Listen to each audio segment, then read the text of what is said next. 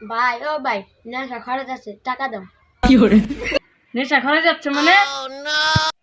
না মানে দোকানদার আমার কাছে টাকা পাইতো তাই। দেখ ভাই, আমার কাছে কোনো টাকা নাই।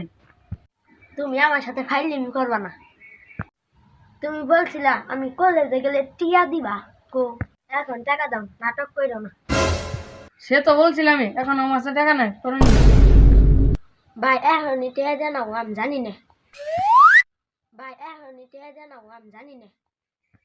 আমি তো বললামই আমার কাছে কোনো টাকা নাই, আমি কিভাবে তোকে টাকা দিব? তোমার দূরে কিডনি আছে না, ওই দূরে তো কোনো দরকার নাই, এরা বিক্রি করো। হারাম দাদা, আসতেছি।